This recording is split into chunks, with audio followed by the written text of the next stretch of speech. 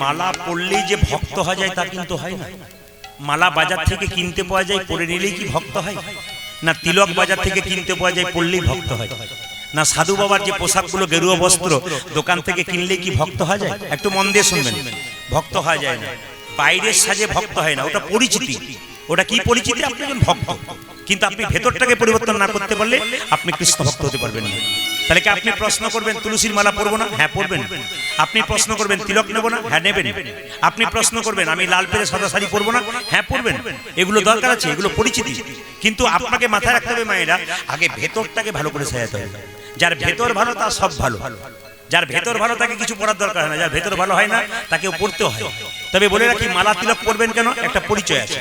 যেমন আপনি রাস্তা দিয়ে পেরিয়ে যাচ্ছেন, কিছু মনে করবেন না, আপনি মালা নেবেন কেন, তিলক নেবেন কেন? যদি এখান থেকে ট্রেনে আপনি কলকাতা যাচ্ছেন একাই, আপনার সঙ্গে কেউ নাই, আপনি বলা তো যায় না ট্রেনে মারা গেলেন। আমরা ট্রেনে গান করতে যাচ্ছিলাম, বললাম কোথাকার কে, একে ট্রেন থেকে ফেলে দিলে। কিন্তু যদি আপনার কণ্ঠে একটা তুলসীর মালা থাকে, মা একটু তিলক থাকে, লোকে কি বলবে? ওরে এ আর কেউ নয়, একজন কৃষ্ণ ভক্ত বটে, একে যেখানে সেখানে ফেলে দিস না, একটা স্টেশনে নামিয়ে দে, কোন সাধুগুরু বৈষ্ণবের কৃপা হলে দেহটা সৎকার করে দেবার অবস্থা। এই জন্য কিন্তু আপনারা মালা তিলক পড়বেন। দ্বিতীয় কেন বলুন তো মায়েরা পড়বেন? মালা পড়বেন কেন?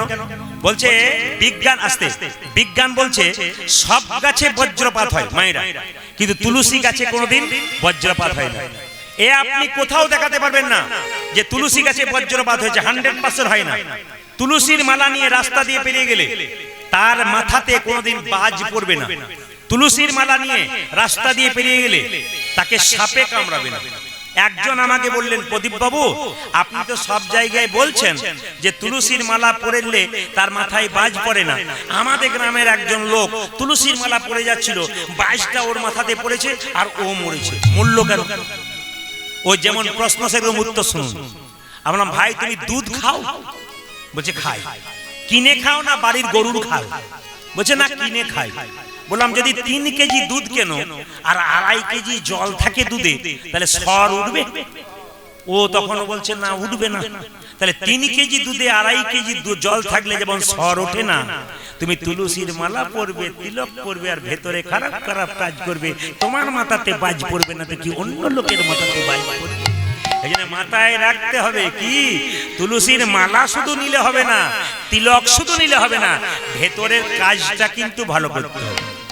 মানুষ জানে যে যতই ব্যবসা করি, বাণিজ্য করি, যা করি, এছাড়া কোনো উপায় নাই, ভগবানের নাম ছাড়া কোনো উপায় নেই। কেন? আপনি আমার সঙ্গে ভালো সম্পর্ক রাখবেন, রাত্রি 12টার সময় যাবেন, দাদা 10,000 টাকা দিন, বিপদে পড়েছি আমি দেব, কিন্তু আমার সঙ্গে আপনার সম্পর্ক নাই, রাত্রিবেলায় দরজায় ধাক্কা দেবেন, টাকা দিন, আমি দেব কি করে? ভগবানের সঙ্গে সম্পর্ক রাখবেন না, আর বিপদ গেলে বলবেন আমার ছেলের অসুখ বাঁচিয়ে দাও। সম্পর্ক না রাখলে বাঁচাবে কেন? আপনি সম্পর্ক রাখুন, কিছু বলতে হবে না, নিজে এসে সাহায্য করবে। অর্জুনকে কৃষ্ণ বলেছে, অর্জুন কি অন্তকালে শরণম মুক্তকালে বরম, বলছে কি যে আমাকে স্মরণ করে শেষকালে তাকে স্মরণ করতে হয় না। কেন? আমি তার কাছে যাই, তাকে আমার ডাকার দরকার হয় না যদি সে আমার স্মরণ করতে পারে। ওই জন্য মা, ভগবানের নাম যদি কেউ ভক্তি ভরে শুনতে পারে, ভগবানকে স্মরণ করতে পারে, তাহলে বিপদকালে ভগবানকে ডাকার দরকার হবে, তিনি এসে হাজির হবেন। কেন? আপনি তাকে স্মরণ করেন, ভগবান এসে হাজির হয়ে যাবেন। এই জন্য জেনে রাখুন, তুলসী মালা পড়ার আমি বৈজ্ঞানিক যুক্তি দেখালাম, একটা যুক্তি আপনারা দেখিয়েছি, তুলসী পড়া বাস্তব যুক্তি। তুলসীর মালা আপনি পড়েছেন, ধরুন আপনাদের বাড়িতে ভোজ হচ্ছে, তা ভোজ হলে দেখবেন দরজাতে প্রচুর কুকুর ঘোরাঘুরি করে, সব কুকুরকে লাঠি দিয়ে তাড়াচ্ছেন, কিন্তু ওই কুকুরগুলোর মধ্যে একটা কুকুরের গলায় যে বেল্ট বাঁধা থাকে, সবাইকে মারবেন, বেল্ট বাঁধা কুকুরকে মারবেন না। কেন? বেল্ট বাঁধা কুকুর মানে এর একজন মালিক আছে, নিজে বাঁধে নাই, একজন বেঁধে দিয়েছে, একে মারলে এর মালিক আমাকে উত্তম মধ্যম দিতে পারে।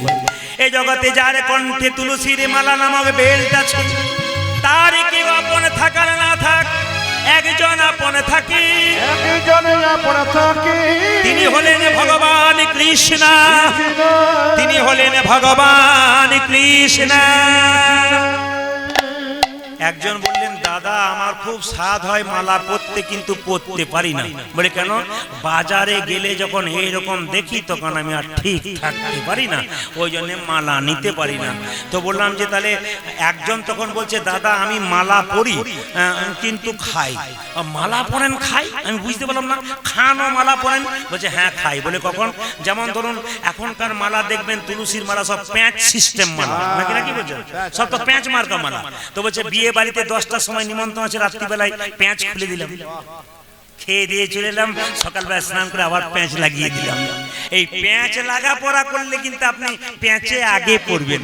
এই জন্য আপনাদের কাছে নিবেদন রইল বাবা, সরল ভাবে ভগবানকে ডাকলে আপনি পাবেন, আর প্যাঁচ লাগিয়ে খোলা পড়া করবেন তা আপনি প্যাঁচেই পড়ে যাবেন। বাচ্চা ছেলেকে আপনারা কপালে কি দিন? আজ এমন একটা শিক্ষা দেব যেটা বাচ্চার কপালে দিলে আপনার বাচ্চার জীবনে বিপদ হবে না। আপনারা সবাই লক্ষ্য করুন, যেটা মা যশোদা করতো সেটা আমি বলবো। আপনাদের বাচ্চাকে এপালা থেকে ওপারা নিয়ে যান, তখন কি করেন মায়েরা? একটা গোবরের ফোঁটা, একটা কাজলের ফোঁটা দিয়ে দিন। কেন? যাতে কেউ নজর দিতে না পারে। কিন্তু যশোমতী তার গোপালকে কি দিতে জানেন? হরিচন্দনের মৃত্তিকা। প্রশ্ন করবেন মায়েরা, হরিচন্দনের মৃত্তিকা কাকে বলে? তুলসী তলার কাঁচা মাটি আর মায়ের স্তনদুগ্ধ একসঙ্গে মিশিয়ে ছেলের কপালে মিশিয়ে দিলে ছেলের কোনোদিন বিপদ হয় না। এর নাম হরিচন্দনের মৃত্তিকা। মায়ের স্তনদুগ্ধ আর তুলসী তলার কাঁচা মাটি একসঙ্গে ছেলের কপালে দিলে ছেলের কোনো বিপদ হয় না। আপনারা আগামী দিন থেকে বাচ্চাকে কি করবেন? মা হরিচন্দনের মৃত্তিকা দেবেন, তুলসী তলার কাঁচামাটি আর কি তুলসী তলার কাঁচামাটি মায়ের স্তনদুগ্ধ একসঙ্গে মিশিয়ে গোপালকে দেবেন, গোপালের আর কোনো বিপদ হবে না। আপনারা কীর্তন শুনছেন ঠিক, দু একজন কিন্তু পান চিবোচ্ছেন, এটাও আমি দেখতে পাচ্ছি। যারা পান খাচ্ছেন হরিবাসরে কোনো খারাপ কিছু নেই, অনেক নেশা আছে, কিন্তু পান একটা নেশা। আপনি পান খেতে পারেন। মহাপ্রভু পান খেয়েছিল সন্ন্যাসের আগে পর্যন্ত, খুব ভালো করে জেনে নিন। মহাপ্রভু সন্ন্যাসের পরে পান খায়নি। পানটা নেশা হবে কখন? যখন পানের সঙ্গে আপনি মশলা দেবেন তখন নেশা হবে। আর শুধু পান যদি আপনারা কেউ খান তবে অমৃত পাবেন। যখন আপনি পানের সঙ্গে মশলা দিয়ে দিলেন তখন কিন্তু নেশাদ্রব্য হয়ে গেল। আপনি দোক্তা দিলেন, খয়ের দিলেন, আপনি যে রং করে দিলেন, গোটা দাঁতটা আপনার নষ্ট হয়ে গেল। যা দেখবেন প্রচুর পান খাই খয়ের দোক্তা দিয়ে বা বিভিন্ন রকম মশলা দিয়ে, ওদের দেখবেন দাঁতগুলো খুব তাড়াতাড়ি চলে যায়। কিন্তু শুধু পান যারা খায়, মহাপ্রভু শিক্ষা দিলেন, দেখবেন তাদের কিন্তু দাঁত নষ্ট হয় না। এই পানের জন্ম কোথা থেকে আপনারা কেউ জানেন? এই পান হচ্ছে অমৃত থেকে জন্ম। কিরকম না, সমুদ্র থেকে যখন অমৃতের ভার উঠেছিল ভাণ্ড, দেবতা অসুরদের মধ্যে মারামারি চলছিল কে নিতে পারবে। হঠাৎ ভাণ্ড থেকে এক ফোঁটা অমৃত মাটিতে পড়েছিল, তার থেকে পান গাছের জন্ম হয়েছিল। খুব দামি কথা শুনে নিন, যেটা আপনারা জানেন না হরিবাসরে সেটা জেনে যাবেন। আর তাহলে পানের জন্ম কোথা থেকে? অমৃত থেকে। এখন মায়েরা পান দেখবেন পুজোতে লাগে, লাগে না? জোরে বলুন হ্যাঁ না না। পান দেখবেন বিয়েতে লাগে। আচ্ছা বাবারা কিছু বলবেন না? মায়েদের যাদের বিয়ে হয়েছে তারা বলবেন পানটা চোখে ঢাকা দেওয়া হয় কেন? কারো জানা আছে? পান চোখে ঢাকা দেওয়া হয় কেন, কারো জানা আছে? বলে অত কি জানি বাবা, যদি জানবো তাহলে তোমাকে কেন ডাকবো না, একটু বলেই দিই আমি। এই পানটা যে চোখে ঢাকা দেওয়া হয়, পানটা কি বলুন তো? যোগমায়া। পানটি সরিয়ে মেয়েটি যখন স্বামীর মুখের দিকে তাকাবে তখন মায়ার যোগ হবে। এই দিকে তাকাবে। পানটি সরিয়ে যখন মেয়েটি স্বামীর মুখের দিকে তাকাবে তখন মায়ার যোগ হবে, তুমি আমার আমি তোমার। এই কথাটি একটি আসরে বসে বলেছি। এক বয়স্ক কাকা বাবু বাড়িতে আমার বাসা, উনি তখন রাত্রিবেলায় বলছে, বাবা তুমি যে বললে পান সরালে মায়া হয়, আমার 3টে ছেলে 3টে বউ, মায়ায় নাই খালি ঝগড়া করে করে বেড়াচ্ছে। বললাম কাকা বাবু মায়া থাকবে কি করে? বলে কেন? পান ঢাকা দেবার আগে কতবার রাস্তাতে দেখা হয়ে যাচ্ছে, ওই জন্য আর মায়া নাই। ও মায়েরা, পান কিন্তু খুব দামি জিনিস, কিন্তু খুব মাথায় রাখবেন যদি শুধু খেতে পারেন। তো লক্ষ্য করুন আপনারা, যে জায়গায় ছিলাম, মুকুন্দ সরকারের স্ত্রীর গর্ভে সন্তানটা আসবে এই চিবানো পানটা খেয়ে। এই সন্তান আসার আগে একটা কথা বলে রাখি, যারা কীর্তন শুনছেন মন দিয়ে শুনবেন। পেটে বাচ্চা থাকলে অনুকূল ঠাকুর বললেন 3টে নিয়ম পালন করলে কৃষ্ণ ভক্ত সন্তান হয় 100%। 3টে নিয়ম কি কি মা? যে মায়ের পেটে বাচ্চা আছে সে প্রত্যেক দিন স্নান করে মন্দিরে প্রথমে এই কথাটি বলবে, হে প্রভু আমার ছেলে হোক আর মেয়ে হোক যেন কৃষ্ণ ভক্ত সন্তানের মা আমি হতে পারি। বারবার ভগবানের কাছে একই কথা কেউ যদি নিবেদন করে, ভগবান তার আবেদন মঞ্জুর করে। এই জন্য মায়েরা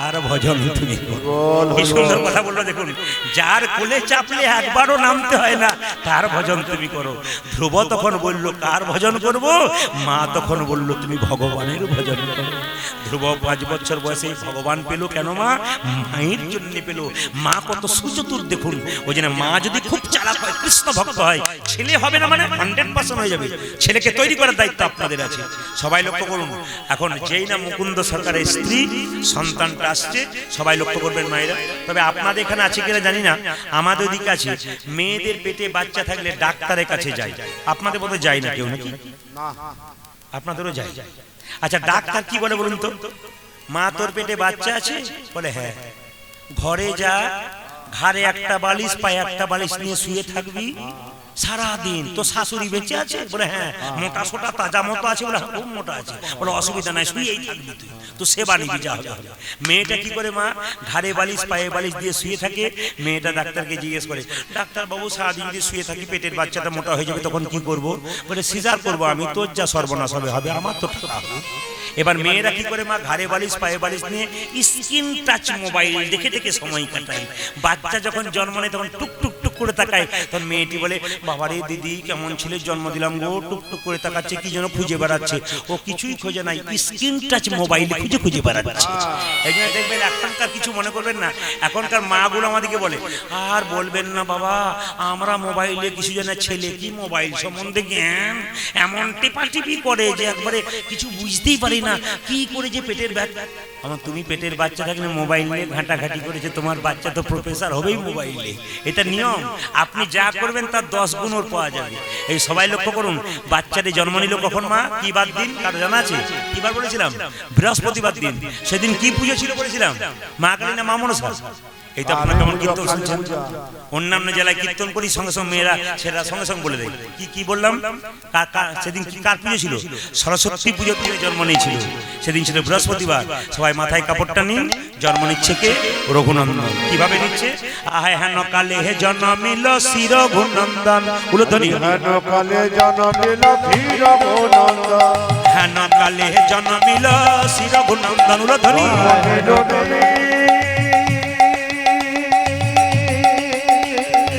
উলধ্বনি।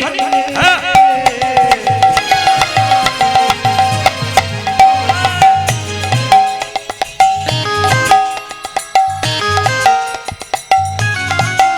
উলধ্বনি। ভক্ত রঘুনন্দন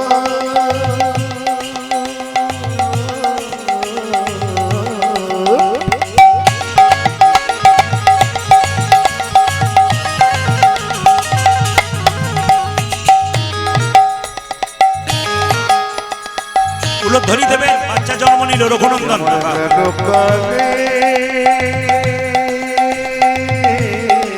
আরে জন্ম নিল জন্ম নিল জন্ম নিল জন্ম নিল রে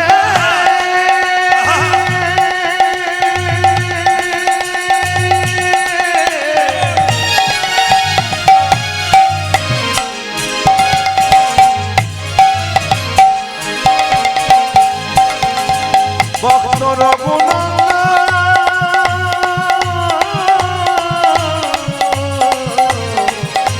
জন্ম নিল রে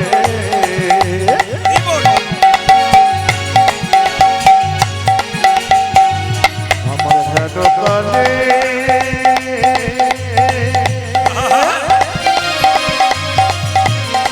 জন্ম নিল জন্ম নিল জন্ম নিল হেন কালে জন্মিল মুকুন্দ দাসের তাহা আনন্দিত মন। মুকুন্দ দাস আনন্দিত ওরে মুকুন্দ দাসের তাহা আনন্দিত মন। মুকুন্দ দাস হরিতে আনন্দিত কবিরাজ, তুমি তো দিব্যি সরস্বতী পুজো করছো, খবর পেয়েছো? তোমার ছেলে হয়েছে। আমার ছেলে সরস্বতী পুজোর দিনে আনন্দ ধরে না, আনন্দ ধরে না আনন্দ ধরে না, আনন্দ ধরে না। মুকুন্দ দাসের মনে আনন্দ ধরে না। মুকুন্দ দাসের মনে আনন্দ ধরে না ওরে মুকুন্দ দাসের মনে পুত্রের বদন হেরে, ওরে পুত্রের বদন হেরে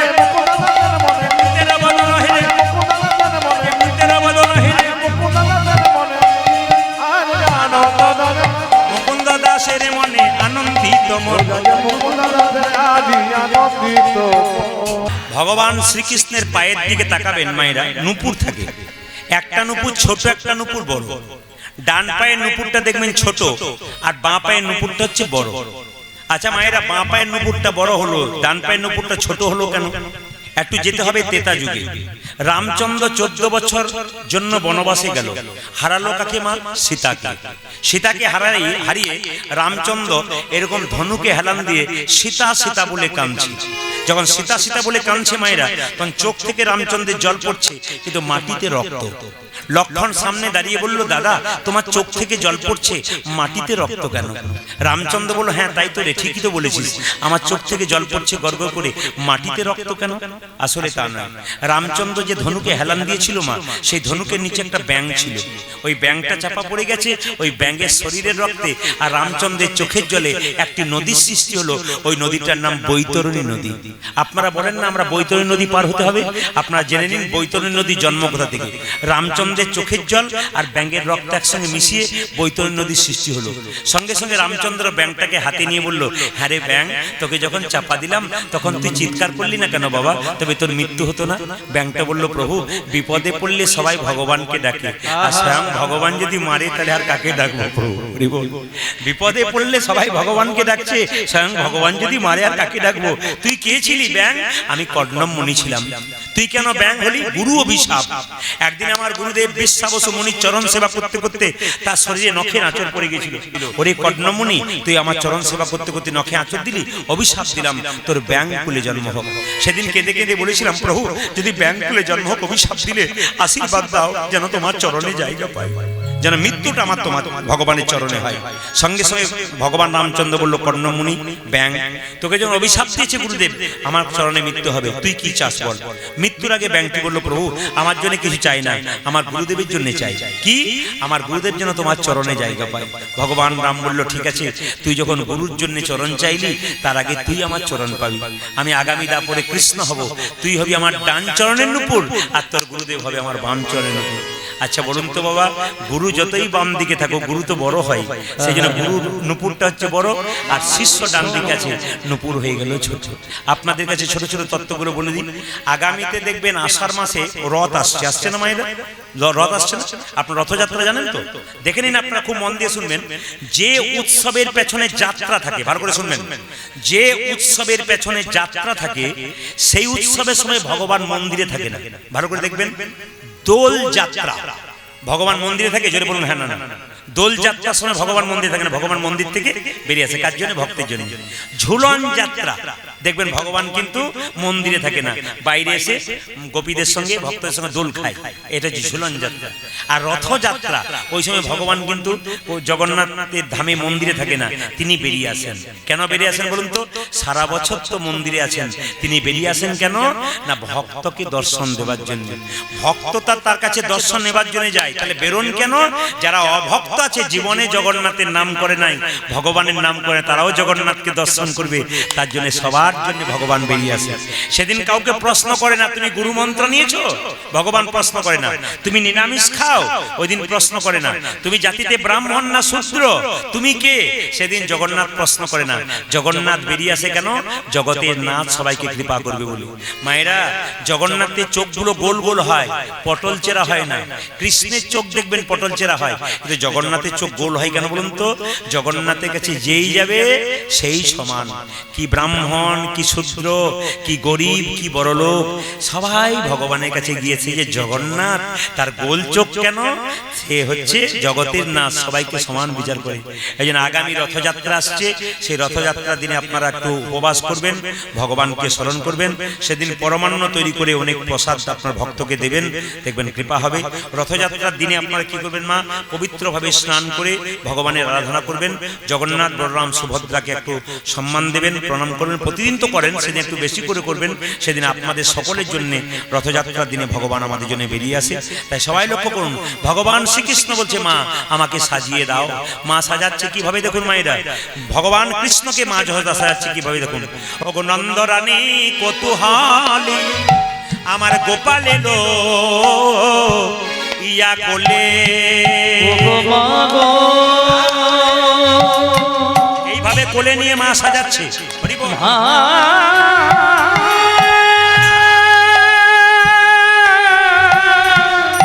আরে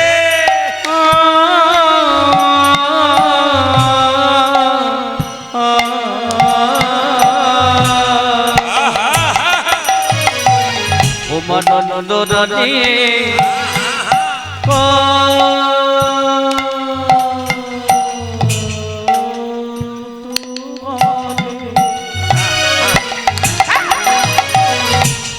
প্রাণীর গোপালে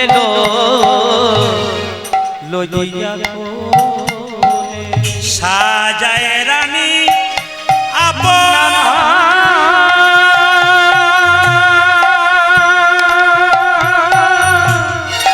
আপন মন সাধে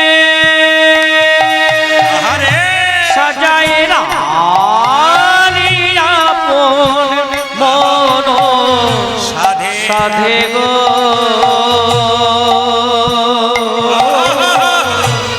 ও গো সাজায় রানী আপন মন সাধে সাজায়ে দেই মা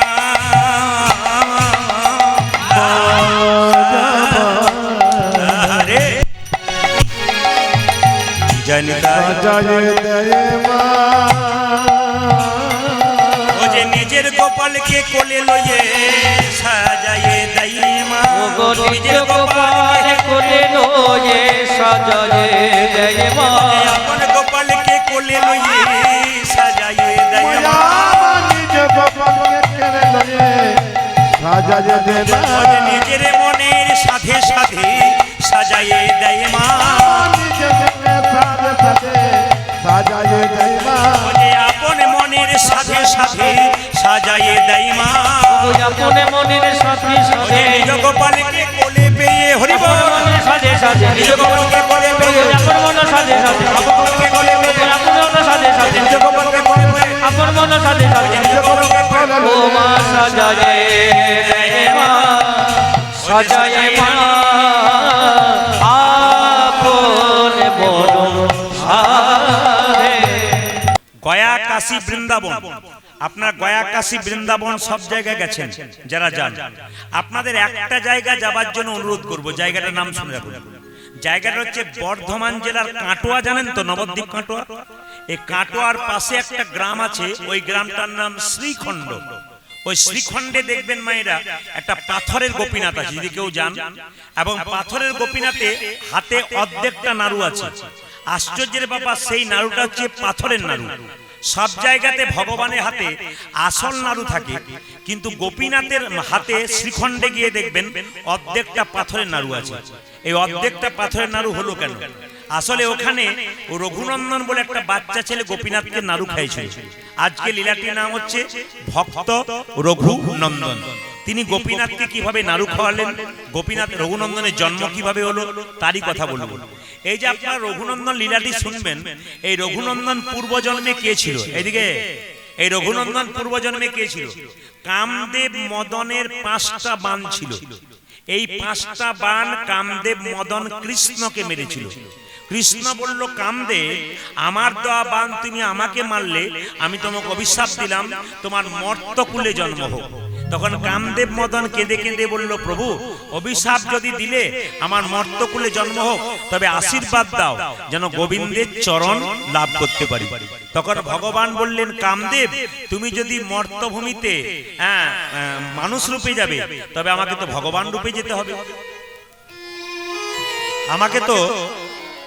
আমাকে তো ভগবান রূপে যেতে হবে ভগবান বললেন আমি গোপীনাথ রূপে যাব তুমি শ্রীখণ্ডে রঘুনন্দন রূপে যাবে একদিন তোমার হাতে আমি নাড়ু প্রসাদ গ্রহণ করব এই লীলা যদি আপনারা পড়েন বুঝতে পারবেন তো বর্ধমান জেলার শ্রীখণ্ড গ্রামের 2 ভাই ছিল বড় ভাইয়ের নাম মুকুন্দ সরকার ছোট ভাইয়ের নাম নরহরি সরকার মুকুন্দ সরকার কি করছে মা মুকুন্দ সরকার কবিরাজি চিকিৎসা করে আর ছোট ভাইয়ের নাম কি নরহরি সরকার, সে সাহায্য করে।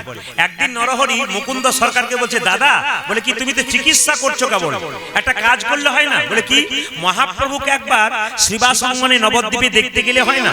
তখন তার দাদা মুকুন্দ যে চিকিৎসা করে সে বলছে, এত রাস্তায় হেঁটে যাবি কি করে? মায়েরা 2 কিলোমিটার এখন কেউ হাঁটতে পারে না, সকালবেলায় মর্নিং ওয়াক করে, এমনি হাঁটে না, টোটো অটো মোটরসাইকেলে যায়। আর তখনকার দিনে কিলোমিটার পর কিলোমিটার রাস্তা মানুষ হেঁটে হেঁটেই যেত। তো বলছে, শোনো দাদা একবার হেঁটে হেঁটেই চলো না। মুকুন্দ সরকার বলছে, হেঁটে হেঁটে গেলে পা ফুলে যাবে, যেতে পারবো না। বলছে, একবার গিয়েই দেখো, সাধুগুরু বৈষ্ণব বলেছে কেউ যদি হরিনাম করতে করতে রাস্তা দিয়ে চলে যায় তার রাস্তা খাটো হয়ে যায়। তো মুকুন্দ সরকার বলে, তাহলে চল। আগে যাচ্ছে মুকুন্দ, পেছনে যাচ্ছে নরহরি, করতালে কীর্তন করতে করতে চললো কোথায়? নবদ্বীপে শ্রীবাস অঙ্গনে মহাপ্রভুকে দেখবার জন্য। আগে রঘুনন্দনের জন্ম কথা শুনে নিন, আপনার তারপর দেখবেন কিভাবে নাড়ু খাওয়াচ্ছে। এই মুকুন্দ সরকারের ছেলের নাম হবে রঘুনন্দন। মুকুন্দ সরকার আগে আগে হাত তুলে যাচ্ছে, আর তার পেছনে তার ভাই নরহরি হাত তুলে যাচ্ছে। কোথায় যাচ্ছে? একবারে শ্রীখণ্ড থেকে নবদ্বীপ বহু রাস্তা, গাইতে গাইতে যাচ্ছে, কৃষ্ণ কেশব কৃষ্ণ কেশব কৃষ্ণ কেশব তাই নাম, রাম রাঘব রাম রাঘব রাম রাঘব। তালি দিয়ে আপনার হালকা তালি। কৃষ্ণ কৃষ্ণ কৃষ্ণ হরে হরে, হরে রাম হরে রাম, রাম রাম হরে হরে। কৃষ্ণ কেশব কৃষ্ণ কেশব কৃষ্ণ কেশব তাই নাম, রাম রাঘব রাম রাঘব রাম রাঘব রক্ষমাম। হরে কৃষ্ণ হরে কৃষ্ণ কৃষ্ণ কৃষ্ণ হরে হরে, হরে রাম হরে রাম, রাম রাম হরে হরে। না না, চুপ করে বসে থাকলে হবে না, আপনাদের মধ্যে আনন্দ থাকতে হবে। আপনার একটু হাতে তালি দিন। ধরুন আপনি বসে বসে এখান থেকে চললেন কোথায়? নবদ্বীপে মহাপ্রভুকে দেখতে। আপনাদের অংশীদার হতে হবে। সবাই একটু হাত তুলুন একসঙ্গে। কৃষ্ণ কেশব কৃষ্ণ কেশব কৃষ্ণ কেশব তাই নাম, রাম রাঘব রাম রাঘব রাম রাঘব রক্ষমা। হরি বল। কৃষ্ণ হরে কৃষ্ণ কৃষ্ণ কৃষ্ণ হরে হরে, হরে রাম হরে রাম, রাম রাম হরে হরে। হরে কৃষ্ণ কৃষ্ণ কৃষ্ণ হরে হরে, হরে রাম হরে রাম, রাম রাম হরে হরে।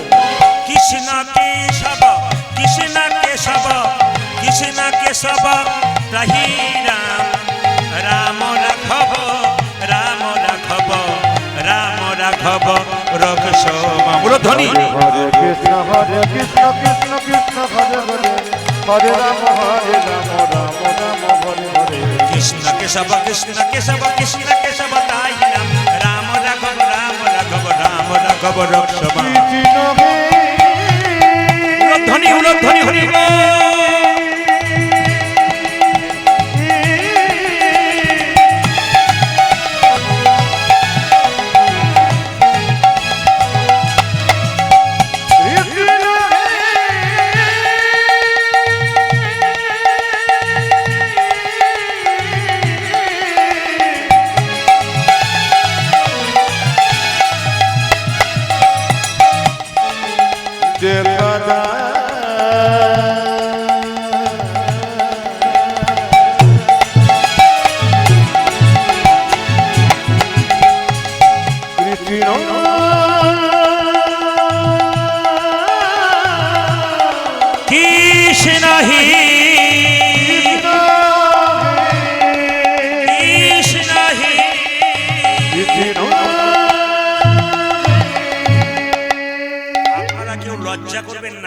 ধীরে উত্তর দেবেন।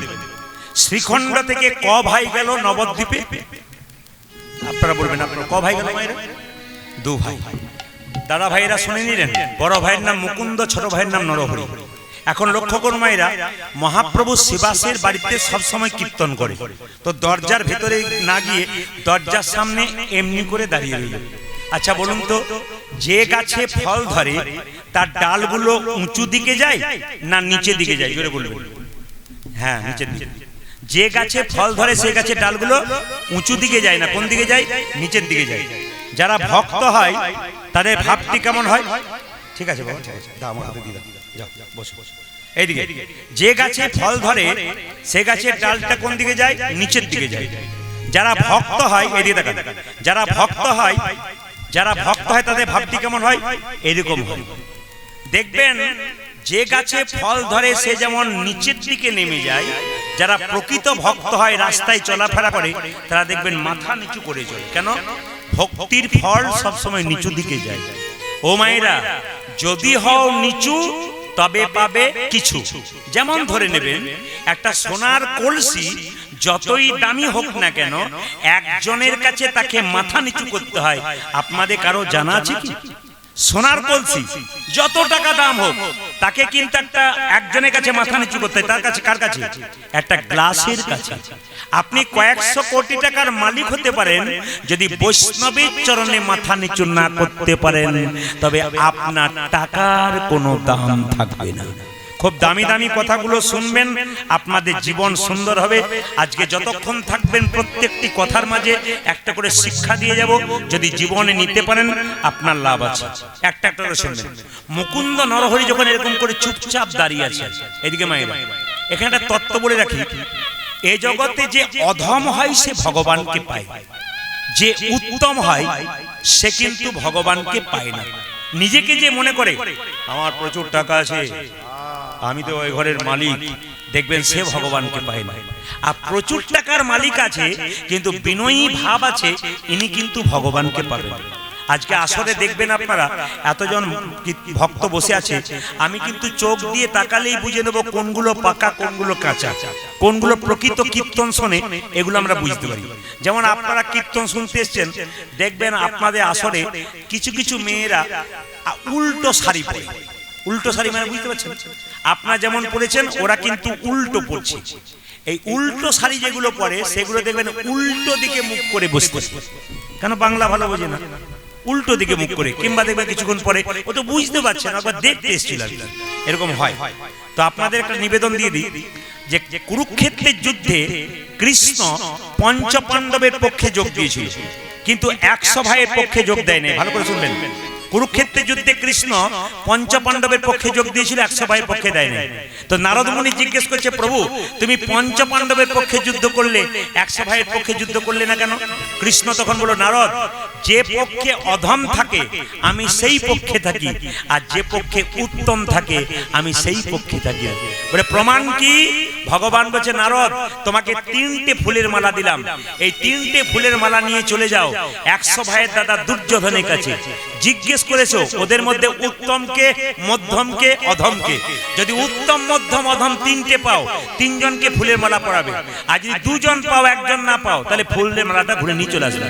এখন লক্ষ্য করো মায়েরা, শত ভাইয়ের দাদা দুর্যোধনের কাছে গেছে নারদ মুনি, আর দুর্যোধন দেখে বলছে, কি ব্যাপার নারদ মুনি, তোমার হাতে 3টে ফুলের মালা কেন? সঙ্গে সঙ্গে দুর্যোধন বলে উঠলো, 3টে ফুলের মালা কেন? নারদ বলল, তোমাদের মধ্যে উত্তমকে তার গলা একটা পরাবো, মধ্যমকে তার গলা একটা পরাবো, অধমকে তার গলা একটা পরাবো। দুর্যোধন বলে উঠলো, আমি হলাম 100 ভাইয়ের দাদা দুর্যোধন, আমি উত্তম, যদি মালা পরাবে তবে আমার গলায় পরাও। সঙ্গে সঙ্গে বলে, তাহলে মধ্যমকে? দুর্যোধন বলে, আমার মেজো ভাই দুঃশাসন। বলে অধমকে? এখানে অধম নাই। একজন মেথর পায়খানা পরিষ্কার করে রাস্তা দিয়ে পেরিয়ে যাচ্ছিল, দুর্যোধন বলে, ওই দেখো ওই লোকটা অধম। যখনই বলেছে ওই লোকটা অধম, সঙ্গে সঙ্গে দুর্যোধন বলছে, ওই লোকটা অধম, ও লোকের পায়খানা পরিষ্কার করে। তখন মেথরটা বলছে, দুর্যোধন কিছু মনে করো না, আমার চাইতে তোমার মা আরো বেশি অধম। বলে কেন? আমি যদি 50 জনের পায়খানা পরিষ্কার করেছি, তোমার মা তো 100 জনের পায়খানা পরিষ্কার করেছে। ঠিক বলে নাই? লক্ষ্য করুন। এখন দুর্যোধন তাকে তেড়ে নিয়ে চলে গেল। ফুল 3টে মালা কিন্তু ফেরত নিয়ে এলো কার কাছে? কৃষ্ণের কাছে। কৃষ্ণ বলল, নারদ তুমি উত্তম পেলে, পেয়েছিলাম, মধ্যম পেলে, পেয়েছিলাম, অধম পেলে, পাইনি, চলে যাও পঞ্চপাণ্ডবের দাদা অর্জুনের কাছে। যুধিষ্ঠির, ভীম, অর্জুন, অর্জুনের কাছে যাও। অর্জুনের কাছে যখন গেছে তখন সঙ্গে সঙ্গে অর্জুন বলল নারদ মুনিকে, এই 3টে ফুলের মালা কি জন্য নিয়ে এসছেন? বলে, যে উত্তম তোমাদের মধ্যে তার গলায় পরাবো, যে মধ্যম তাকে পরাবো, যে অধম তাকে পরাবো। অর্জুন বলে উঠল, গো নারদ মুনি, উত্তম যদি পৃথিবীতে হয় তাহলে একজন পুরুষোত্তম ভগবান কৃষ্ণ, তার ছবিটা দেওয়ালে টাঙানো আছে, যদি মালা পরাবে তো তার গলায় পরাবে। তাহলে মধ্যমকে? সঙ্গে সঙ্গে অর্জুন বলে উঠল, মধ্যমকে জানো? ভক্ত আর ভগবানের মধ্যে মিলন ঘটায় সে মধ্যম। ওগো নারদ মুনি, তুমি তো ভক্ত আর ভগবানের মধ্যে মিলন ঘটাও, তুমি হলে মধ্যম, তুমি মধ্যমে মালাটা পরো। তাহলে অধমকে? অর্জুন বলে উঠল, যুগ যুগ ধরে কাঁদছি আমি গোবিন্দের চরণ পাওয়ার জন্য, অধম যদি হয় তবে আমি আমার গলায় মালাটা পরিয়ে দাও। বাবা এ সংসারে কীর্তন শুনতে এসছেন, এ সংসারে কে কতক্ষণ বাঁচতে এসছে বলা তো যায় না। রাত্রিবেলায় বাড়ি যাবেন, সকালবেলায় চোখ খুলবেন, গ্যারান্টি নাই। এখান থেকে যে বাড়ি যেতে পারবেন তার গ্যারান্টি নাই। তাহলে কে যে কখন চলে যাবে কেউ জানে না। আগে নিজেকে অধম হতে হবে, তবে ভগবানকে পাবে। যে যত ছোট হতে পারে সে ভগবানকে পায়, আর যে নিজে অহংকারী মনে করে সে ভগবানকে পায় না। লক্ষ্য করুন মায়েরা, অর্জুন চলে লক্ষ্য করুন, দু ভাই মিলে যখন চুপচাপ দাঁড়িয়ে আছে, মহাপ্রভু তখন মনে মনে ভাবলো, ও শ্রীবাস, দু ভাই আমাকে দেখতে এসছে, একবার দেখা দিলে হয় না? ভক্ত যদি কাই মনে কোনো বাঞ্ছা করে, ভগবানের সাধ্য নাই সেই বাঞ্ছা নাই বলে। ভক্ত যদি মনে মনে ভাবে ভগবানকে দেখবো, ভগবান কি না দেখা দিয়ে থাকতে পারে? মহাপ্রভু তখন কি করলেন, শ্রীবাস ঠাকুরকে নিয়ে নবদ্বীপের পথ দিয়ে কীর্তন করতে করতে চলে যাচ্ছে, আর দু ভাই মিলে দর্শন করছে। কে? মুকুন্দার নরহরি। কিভাবে দেখছে দেখুন, সৌরধ্বনি তীরে ধীর মহাবিলাসায় সমবয় বালক সঙ্গে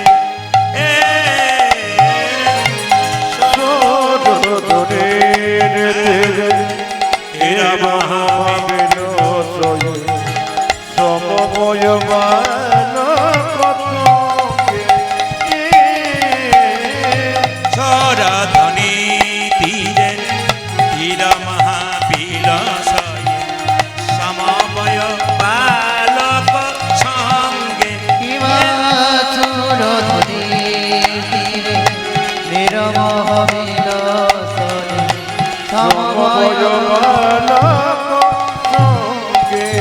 পরে করতালি ধ্বনিত হরি ধ্বনি, পরে করতালি পরে করতালি ধ্বনিত হরি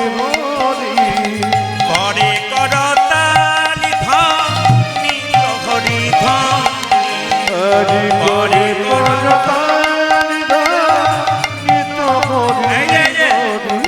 যার যেমন ভাব তার তেমন লাভ। এই যে আপনারা কীর্তন শুনতে এসছেন, সকলের ভাব সমান আছে। যার যেমন ভাব তার তেমন লাভ।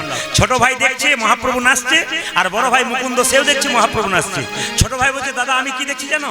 ওই তো আমার গোরা, দেখো ওই তুই আমার গোরা নাচে, ওই তো আমার গোরা নাচে। দেখো ওই তুই আমার গোরা নাচে, হেমদণ্ড বাহু তুলে ওই তো আমার গোরা নাচে। বাবু তুলে ওই তুই আমার গোরা নাচে, হেমদণ্ড বাহু তুলে ওই তো আমার গোরা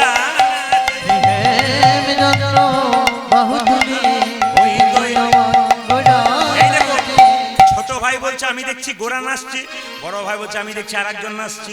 ওই তো গোরাই দেখো দেখো ওই তো গোরাই নাচে, ওই তো গোরাই নাচে। অন্তরে যার শ্যাম নাচে, বাইরে ও গোরাই নাচে। তোরে যারা নাচে, বাইরে গোরাই নাচে, অন্তরে যার শ্যাম নাচে, বাইরে ও গোরাই নাচে। হরি বল। তোরে যারা নাচে, বাইরে সরধনে ধীরে ধীর মহাবিলাসায় সমবয় বালক সঙ্গে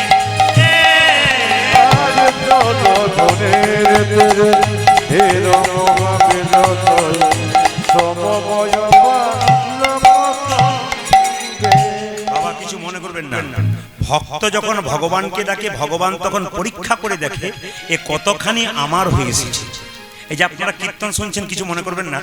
অনেকে কীর্তন শুনতে শুনতে দেখবেন দু চারজনের কথা বলছি, দু একজন ঘুমায়, দু একজনের একটু কি মনে হয় বাড়িতে কেউ কিছু করছে নাকি, একবার গেলে ভালো হয়, অনেকক্ষণ হলো।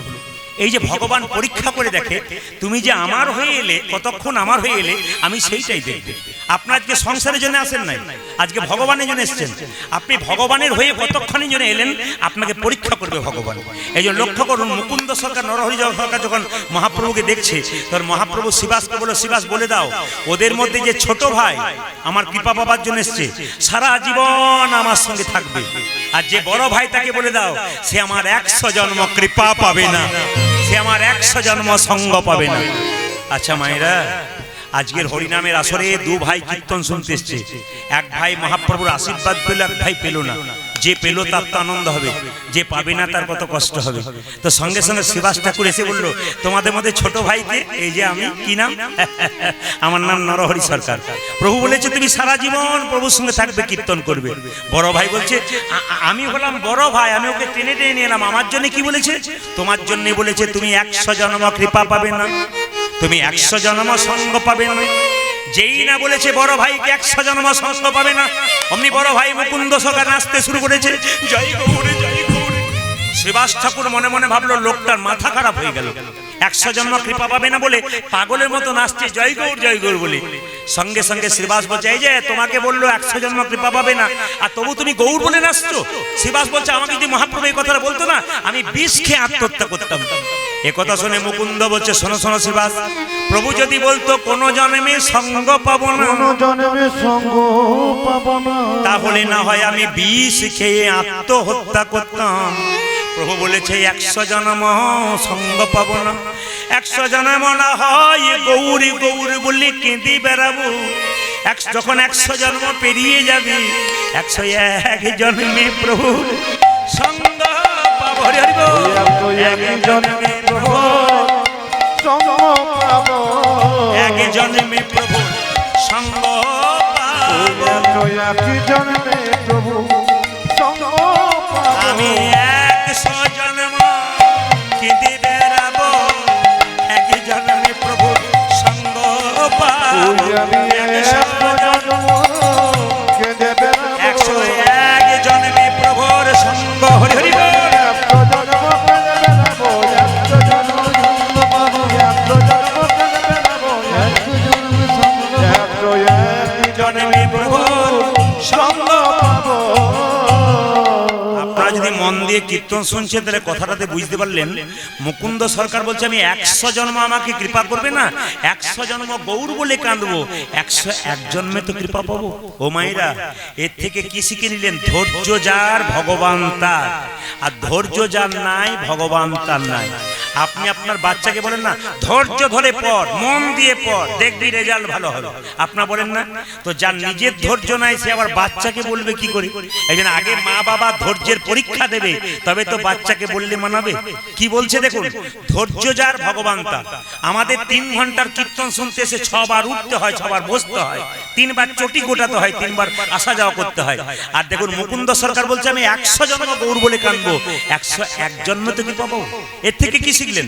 ধৈর্য যার ভগবান তার, ধৈর্য যার নাই ভগবান তার নাই। কুরুক্ষেত্রের যুদ্ধের দিকে গেলে কি দেখবেন, 100 ভাইয়ের দাদা দুর্যোধন খুব চঞ্চল ছিল, ভগবান হারালো। কিন্তু পঞ্চপাণ্ডবের দাদা যুধিষ্ঠির খুব স্থির ব্যক্তি ছিলেন, ঠান্ডা মাথার ব্যক্তি ছিলেন, উনি ভগবান পেলেন। আমি আসলে দাঁড়িয়ে গ্যারান্টি বলতে পারি, আপনারা যারা দাদা ভাইরা কীর্তন শুনছেন দেখবেন যে দাদা ভাইরা খুব চঞ্চল, হরিনামের বেলাতেও চঞ্চল, জানতে পারবেন এদের ইতিহাস ঘেটে দেখবেন সংসারে উন্নতি নেই। কেন? যার সব জায়গায় মাথা চঞ্চল তার কোনো উন্নতি নাই। যে ব্যক্তি খুব স্থির, খুব ঠান্ডা, দেখবেন তার জীবন উন্নতি আছে। এখানে পরীক্ষা হয়ে যায় ভগবানের নামে, কার স্থির চিত্ত, কার চঞ্চল চিত্ত। মুকুন্দ সরকারকে যখন বলছে 100 জন্ম পর আমি তোমার কৃপা পাবো, 100 জন্ম গৌর বলে কাঁদবো, মহাপ্রভু সব সইতে পারে, ভক্তের চোখের জল সইতে পারে না। মুকুন্দ সরকার যখন কাঁদছে তখন মহাপ্রভু, মুকুন্দ তুমি কাঁদছো কেন? মুকুন্দ কেঁদে কেঁদে বলল, প্রভু তুমি আমার ভাইকে কৃপা করলে আর আমাকে কৃপা করলে না। মহাপ্রভু একটা সুন্দর কথা বোঝালেন যে এ সংসারে যারা বড় ভাই হয় আর বড় বউ হয় তাদের দায়িত্ব সব চাইতে বেশি হয়। যারা কীর্তন শুনছেন মহাপ্রভু বাণী শুনবেন, মহাপ্রভু বলছে এ সংসারে যারা বড় ভাই আর বড় বউ হয় তাদের সংসারের দায়িত্ব সবচাইতে বেশি হয়। বলে কেন? একটা বনের মধ্যে বড় বড় গাছ যেমন ছোট ছোট গাছগুলোকে ঝড়ঝঞ্ঝা থেকে রক্ষা করে, একটা সংসারে বড় ভাই যারা হয় আর বড় বউ যারা হয় সংসারের সমস্ত ঝড়ঝঞ্ঝা তারা মাথায় নিতে পারে। এই জন্য মুকুন্দ তুমি হলে বড় ভাই, তোমাকে শ্রীখণ্ডে পাঠিয়ে দিলাম আর তোমার ভাইকে আমার সঙ্গে রাখলাম। কেন জানো? তোমরা 2 ভাই মিলে যদি কীর্তন করতে চলে আসো বাড়ির সবাই না খেয়ে মরবে, তাই তোমার ভাইকে আমি রাখলাম আর তোমাকে আমি শ্রীখণ্ডে ফিরিয়ে দিলাম। তবে শোনো মুকুন্দ, তুমি তো চিকিৎসা করতে, মায়েরা শুনে নেবেন, ওই যে তুমি তো চিকিৎসা করতে ভালোবাসো, তোমার মাথায় হাত দিয়ে আশীর্বাদ করলাম, তুমি কাল থেকে বাড়িতে গিয়ে যারই চিকিৎসা করবে তারই রোগ ভালো হয়ে যাবে। মানে কি শিখে নিলেন আপনারা? আজকে কি শিখলেন? মহাপ্রভুর আশীর্বাদ যার উপরে আছে জীবনে তার দুঃখ নাই, তার জীবনে উন্নতি আছে। তো মুকুন্দ সরকারকে বললো, মহাপ্রভু তুমি কাল থেকে বাড়িতে গিয়ে যাকেই চিকিৎসা করবে তোমার মাথায় হাত দিয়ে দিলাম তারই রোগ ভালো হয়ে যাবে। তবে মুকুন্দ তোমার কিছু কাজ আছে, তুমি বাড়ি ফিরে যাও, একটা গোপীনাথের মন্দির তৈরি করো, জীবের দ্বারে হরিনাম দাও, আর গরিবের চিকিৎসা করো, তুমি বড় লোকের চিকিৎসা করো না।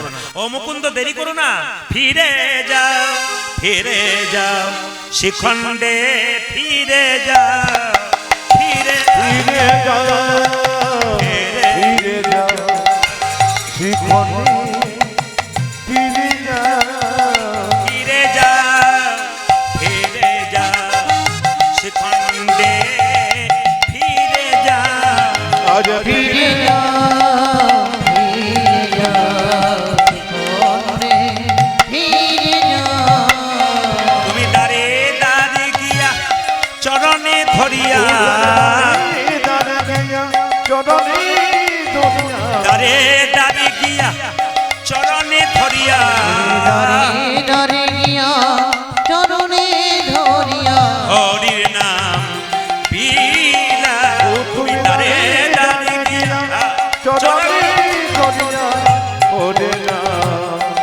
ফিরে যাও, ফিরে যাও শিখণ্ডে, ফিরে যাও, ফিরে যাও।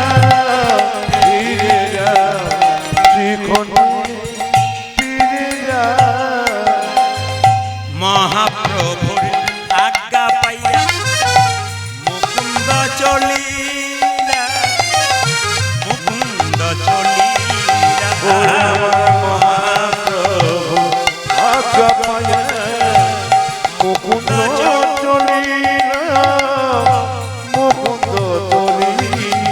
আবার শিখণ্ড গ্রামেতে আসি, শিখণ্ড, গ্রামেতে আসি, শিখণ্ড গ্রামেতে আসি, উপনীত হইলা, উপনীত হইলা,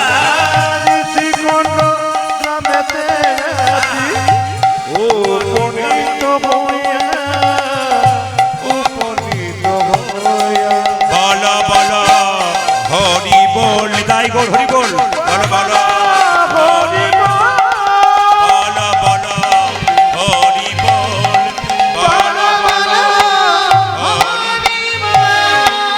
একবার জোরে বলুন, গোপীনাথ জিউ কি। বাবা যখন পুজো করছে, পাশের গ্রাম থেকে একটা ছোট্ট ছেলে ছুটে এসে বলল, কবিরাজ কি, আমার বাবার খুব পেটে যন্ত্রণা, একবার চলো আমার বাবাকে দেখতে যাই। কি হয়েছে তোর বাবা? এই দিয়ে শুনলেন, কি হয়েছে তোর বাবা? আমার বাবা পেটে যন্ত্রণা হয়েছে। ও, আমি পুজোটা করিনি তারপর যাবো। সঙ্গে সঙ্গে ছেলেটা বললো, জীব সেবা আগে, শিব সেবা পরে। বাবা কিছু মনে করবেন না, আপনারা উত্তর দেবেন। আমি এই কয়েকদিন আগে, মানে কালকে যেখান থেকে এসেছি, হুগলি জেলা থেকে, তারকেশ্বর মন্দির জানেন তো, বাবা শিবের তারকেশ্বর মন্দির খুব নাম করা জায়গা। তো আপনারা ভাবছেন যে শ্রাবণ মাসে শুধু ঝাড়খণ্ডে জল দেয় তো শিব মন্দিরে, কিন্তু আপনি তারকেশ্বরে যদি কোনদিন যান, ওই মন্দিরের দরজার সামনে দাঁড়াবেন, দেখবেন প্রতিদিন রাত্রে দিন সারা বছর মেয়েরা ছেলেরা বাঁক কাঁদিনি অন্ধকারে 10 কিলোমিটার 20 কিলোমিটার ছুটছে বাবার মাথায় জল দেওয়ার জন্য। আপনারা জানেন শুধু শ্রাবণ মাসে হয়, কিন্তু আপনি তারকেশ্বর চলে যান, দেখবেন কোনো মাস নেই, কোনো তিথি নেই, দিব্যি ছেলে মেয়েরা বাঁক কাঁদে নিয়ে রাত্রিবেলায় প্রচুর ভিড় বাবার মাথায় জল দেওয়ার জন্য যাচ্ছে। আচ্ছা বলুন তো, যদি শ্রাবণ মাসে আপনারা জল দিন, জল দেবার সময় আপনি শিব মন্দিরে ঢুকতে যাচ্ছেন, একটা গাধা ছটফট করছে জলের জন্য, আপনি শিবের মাথায় জলটা দেবেন না, একবারে 10 কিলোমিটার হেঁটে এলেন, আর ঢুকতে যান একটা গাধা ছটফট করছে জলের জন্য, আপনার কাকে জল দেবেন? গাধাকে দেবেন না মন্দিরে বাবাকে দেবেন? গাধাকেই দেবেন। গাধাটা যেন বলতে চাইছে, জীবন্ত প্রাণীকে দে, আমি হাহাকার করছি, আমার মধ্যেই বাবা আছে, জীবে প্রেম করে যেই জন সেই জন সেবিছিস। মায়েরা শিব মন্দিরে জল ঢালতে যাচ্ছে 10 কিলোমিটার দূরে, শিবলিঙ্গে জল দিচ্ছে, আর বাবা এক গ্লাস জল পাবার জন্য ঘরে কাঁদছে। বাবাকে না দিয়ে যদি কেউ শিবকে দিতে যায়, শিব কি সেই ছেলের জল গ্রহণ করে? জোরে বলবেন হ্যাঁ না না, জোরে বলবেন। আগে বাবার মাথায় ঠান্ডা জলটা দাও, নিজের বাবার মাথায়। গ্রীষ্মকালে খেটে এলো, একটু ঠান্ডা জল মাথায় দাও, ঠান্ডা জল মুখে দাও। বাবা পাচ্ছে না, শিবকে দিচ্ছে, ওর কোনো লাভ নাই। আগে বাবাকে দাও, তারপর শিবকে দাও, তবে তোমার সার্থক হবে। মায়েরা যেই না বললো খোকা তাহলে এক কাজ করে রঘু, আজকে তুই পুজোটা কর, আমি ওর বাবার চিকিৎসা করে আসি। ছোট্ট ছেলেকে বললো বাবা মন্ত্রের দরকার নেই তো, বলে না মন্ত্রের দরকার, তুই পুজো কর। ছোট্ট রঘুনন্দন মায়ের কাছে প্রসাদটা নিয়ে গিয়ে বললো ওগো গোপীনাথ, সবাই তাকান, সবাই তাকান, একবার বাবু হয়ে দেখুন। 5 বছরের বয়স ছোট্ট রঘুনন্দন, বাবা তো চিকিৎসা করতে গেল পাশের গ্রামে একটা ছেলের বাবাকে, আর ছোট্ট রঘুনন্দনে কেঁদে কেঁদে বললে গোপীনাথ, বাবা বলে গেল তোমাকে মন্ত্র বলার কোনো দরকার নাই, শুদ্ধ মন যদি কারো থাকে তবে মন্ত্রের কোনো দরকার হয় না। ছোট রঘুনন্দন কেঁদে কেঁদে বললে গোপীনাথ, বাবা তোমাকে তুলসী পত্র দেয়, বাবা তোমাকে চন্দন দেয়, বাবা তোমাকে গঙ্গার জল দেয়, কিন্তু গো গোপীনাথ আমার তো তুলসী পত্র কাছে নাই, আমার তো গঙ্গার জল কাছে নাই, আমার কাছে চন্দন নয়, তাহলে কি আমি তোমার ভজনা করতে পারবো না? কি সুন্দর তত্ত্বগুলো বলছে দেখুন, ছোট্ট বাচ্চা ছেলে।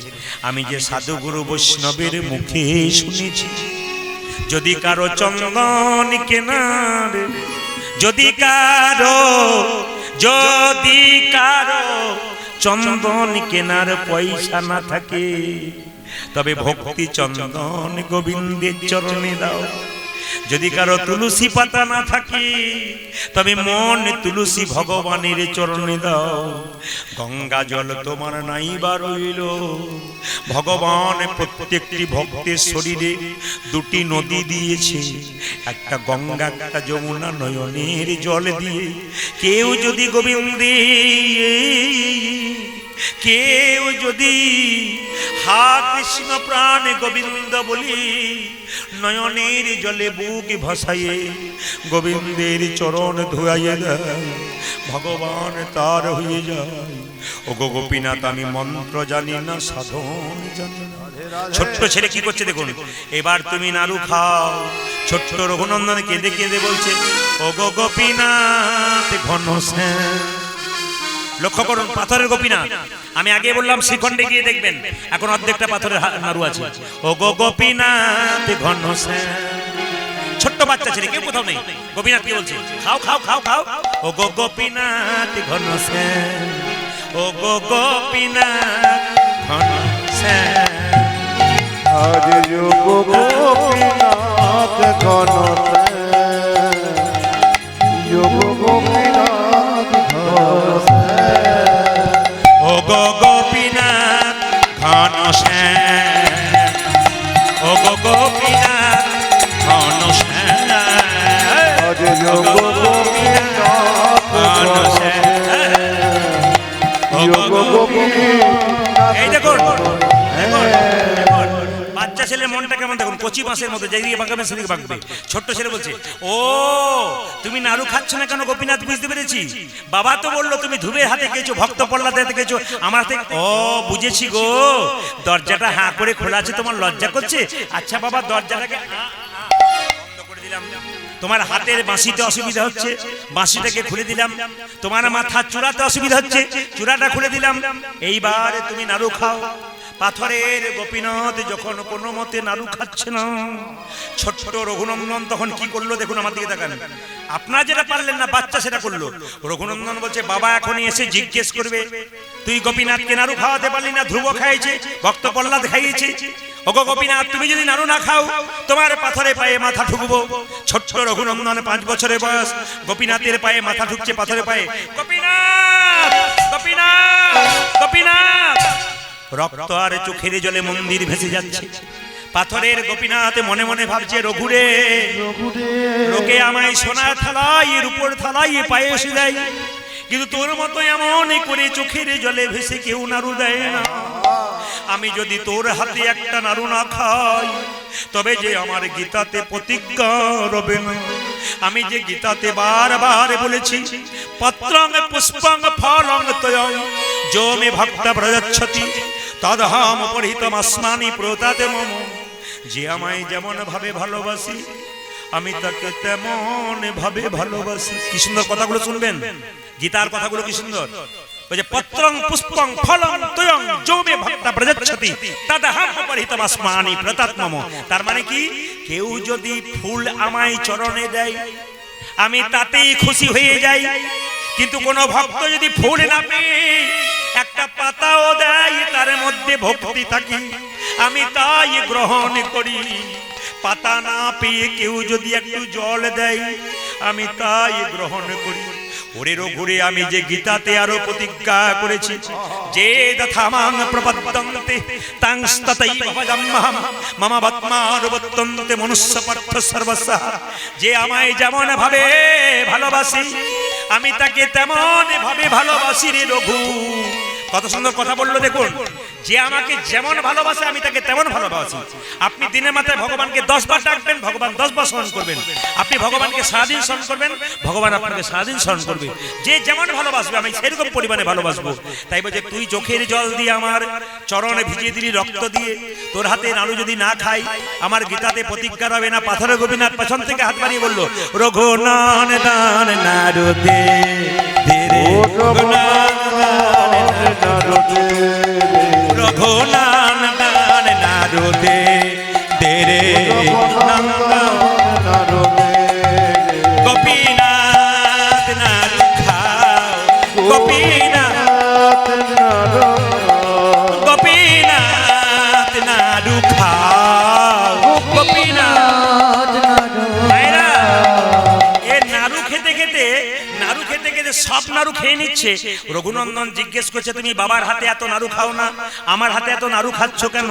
ছোট্ট গোপীনাথ বলে উঠলো সবাই আমায় ডাকে রে রঘু, তোর মতো এমন করি চোখের জলে ভেসে কেউ ডাকে না, চোখের জলে ভেসে কেউ ডাকে না, এমন চোখের জলে ভেসে কেউ ডাকে না, চোখের জলে ভেসে কেউ ডাকে। ও যে মন্তে তন্তে সবাই ডাকে, চোখের জলে ভেসে কেউ ডাকে, এমন চোখের জলে ভেসে কেউ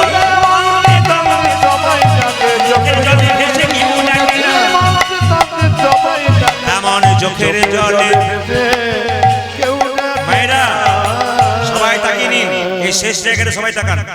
পাথরের গোপীনাথ একটা নাড়ু হাতে নিল। রঘু বলছো ওই নাড়ুটা হাতে নিলে কেন? আমি তোকে নাড়ু খাওয়াবো, আমাকে যদি ভক্ত খাওয়ায় তাহলে ভগবানকে, ভগবান যদি ভক্তকে না খাওয়ায় তাহলে অপরাধ হবে। জেনে নিন, হাজার হাজার সাপের মধ্যে একটা সাপের মাথায় মণি হয়, আর যে সাপের মাথায় মণি হয় মা তাকে খাবার জোগাড় করতে হয় না, অন্ধকারে চুপচাপ বসে থাকে আর মণির আলোতে পোকামাকড় ছুটে আসে আর বসে বসে খায়। ভগবান রূপ মণিকে কোনো ভক্ত হৃদয়ে রাখতে পারলে ভগবান তার হাতে খায়। তাই যেই না ভগবান জোর করে গোপীনাথকে রঘুনন্দনকে খাইয়ে দিয়েছে, অমনি সঙ্গে সঙ্গে বললো তাহলে এখন কি করবো, একটা নাড়ু প্রসাদ করতে দাও। বলে প্রসাদ করা যাবে না, তোর মায়ের কাছে যা নাড়ু নিয়ে আয়।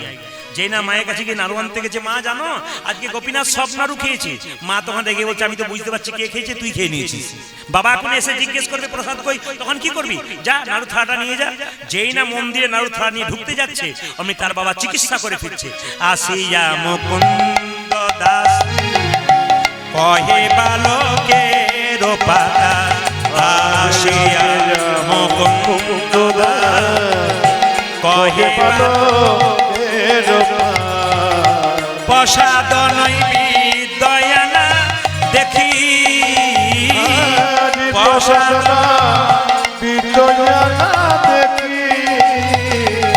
প্রসাদ নৈবেদয়ানা দেখি, প্রসাদ আমি দেখব কেমন পূজা দিয়েছ, দেখব কেমন আমি দেখব কেমন পূজা দিয়েছ। আমি সেই কোন সকালবেলায় পুজোর দায়িত্ব এখনো পুজো করিস নি বাবা? আজকে সব নাড়ু গোপীনাথ খেয়েছি। হাই রে বাবা বলছে একটি মাত্র ছেলে মিথ্যেবাদী হয়ে গেল, পাথর গোপীনাথ নাড়ু খায়? বলছে হ্যাঁ বাবা তুমি তো বললে ধ্রুবের হাতে খেয়েছে, ভক্তের প্রহ্লাদ হাতে খেয়েছে, আমার হাতে খাবে না কেন? বলছে না রে খাই না। বলছে তুই দেখাতে পারবি? হ্যাঁ দেখাতে পারবো। বাবা রইল মন্দিরের দরজার বাইরে, ছোট্ট রঘুনন্দন মন্দিরের ভেতরে কেঁদে কেঁদে বলছে গোপীনাথ এতক্ষণ এত নাড়ু খেলি, এখন যদি একটা নাড়ু না খাও বাবার কাছে মিথ্যাবাদী হয়ে যাব। পাথরের গোপীনাথ যখন কোনো মতে খাচ্ছে না, রঘু তখন পাথরের গোপীনাথের গলা থেকে উন্নিটাকে নিয়ে আত্মহত্যা করতে যাচ্ছে, গলায় দড়ি নিয়ে।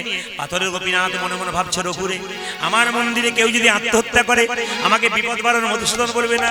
পেছন থেকে হাত বাড়িয়ে বলল, রঘুনন্দন নারু দে, রঘুনন্দন নারু দে, রঘুনন্দন নারু দে,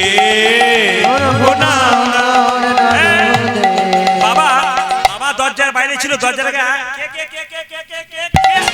এই বলে দরজাটা খুলেছে, বাবা ঢুকেছে আর দেখছে পাথরের যে নাড়ুটা গোপীনাথ খাচ্ছিল অর্ধেকটা খেয়েছে, অর্ধেকটা পাথরের হয়ে গেছে। আপনারা এখন যদি কেউ যান শ্রীখণ্ডে গোপীনাথের মন্দিরে, দেখবেন পাথরের নাড়ু অর্ধেকটা এখন আছে। তাই বললো, হ্যাঁ রে, আমি দেখতে পাচ্ছি পাথরের নাড়ু, আর তুই কি দেখতে পাচ্ছিস? রঘু বললো, বাবা আমি দেখছি আসল নাড়ু। বলছে, না আমি তো পাথরের নাড়ু দেখতে পাচ্ছি। তখন সঙ্গে সঙ্গে রঘু গোপীনাথকে বলছে, গোপীনাথ, বাবা দেখছে পাথরের, আমি আসল দেখছি কেন?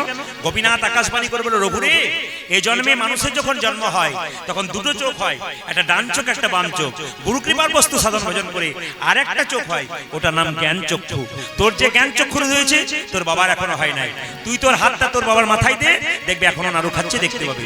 ছোট্ট রঘু কি করলো, বাবার মাথায় হাত দিয়েছে আর কি দেখলো, অদ্যপি খণ্ডপুরে অর্ধনাড়ু আছে করে, অদ্যপি খণ্ডপুরে অর্ধনাড়ু আছে করে, অদ্যপি খণ্ডপুরে অর্ধনাড়ু আছে করে, খণ্ডপুরে অর্ধনাড়ু আছে করে। দেখে যত ভক্তগণ জনে জনে, দেখে যত ভক্তগণ জনে জনে, দেখে যত ভক্তগণ জনে জনে, যত ভক্তগণ জনে জনে, যে বজ্র মদন যে শিরগুনন্দন সেই বজ্র মদন আছে, শিরমন্দন আছে, উদ্ধব দাসরস ভনে ভনে। উদ্ধব দাসরস ভনে ভনে। কি ব্যাপার, আপনাকে সারাত্রি শুনবেন নাকি? রাত্রি হবে।